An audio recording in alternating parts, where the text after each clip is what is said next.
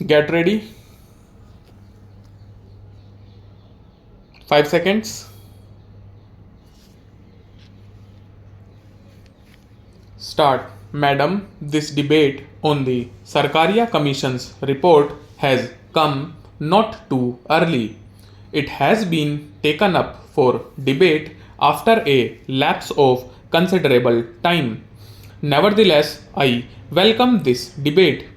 At the present moment, the center state relations are passing through a critical phase.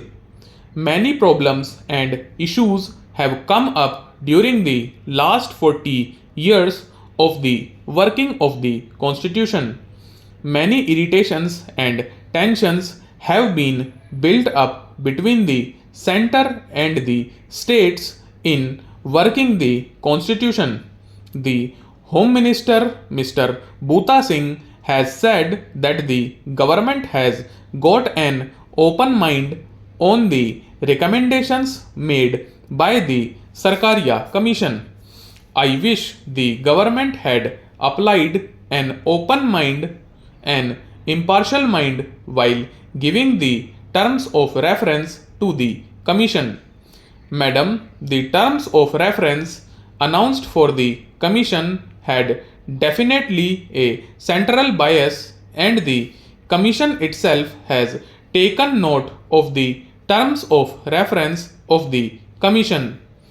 At the very outset, the Commission drew up a sort of format for itself on the basis of which it may make recommendations. This format influenced its thinking and its deliberations and its final recommendations.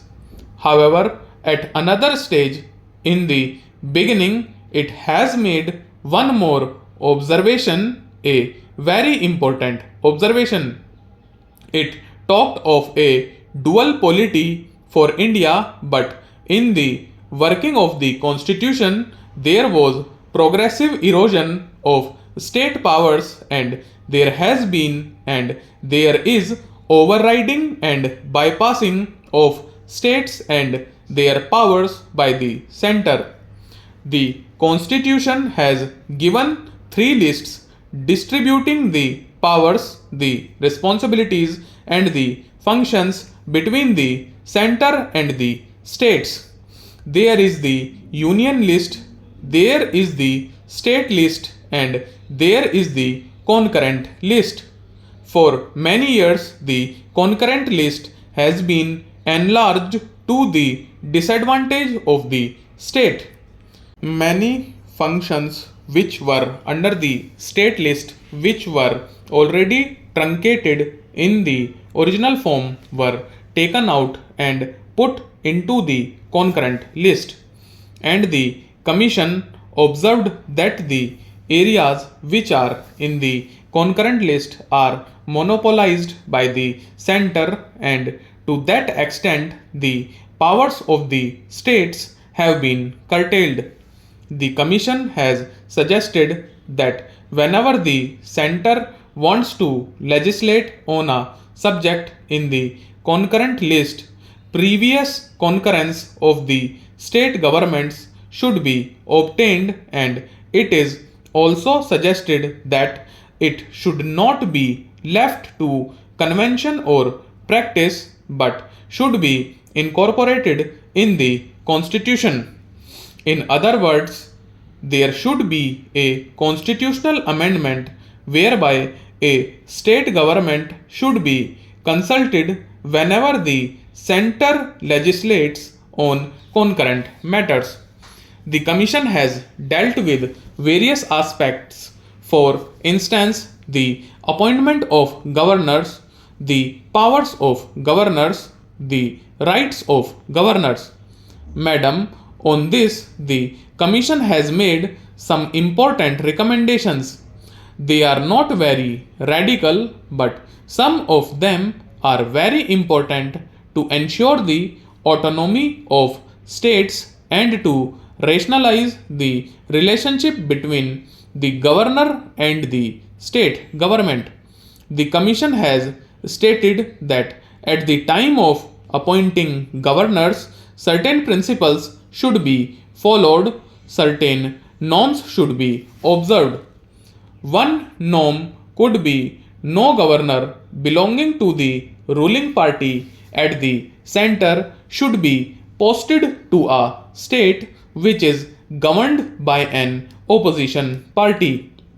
This is an important recommendation. The Commission also has observed that a governor after retirement should not take up any assignment except the assignment of the Vice President or the President. The implication is the governor should not be influenced by the ulterior or selfish motives in his decisions. I go along with the Commission in respect of the conduct of the governors in dealing with the state governments. The Constitution has said that after the election is over, the governor should call the leader of the majority to form the government, that in case no majority emerges after the election, the governor should call the leader of the largest party or the leader of the coalition parties to form the government. It says whenever the majority was in doubt, the governor should go to the assembly to know whether the government of the day has a majority or does not have a majority. But the Sarkaria Commission has not commented upon the reality of the situation that obtains today. The governors are functioning as agents of the center. They are appointed in non-Congress states, often from the personnel drawn from the ruling party at the center, and the governors are supposed to function as the representatives of the government of the union. The governor is not an elected person. The governor is nominated by the president, virtually by the government of India. So, in reality, the governor is acting as an appendage of the center. I go along with the recommendations of the Commission in this regard, but say whenever the center appoints a governor, it should look into the disqualifications of the person.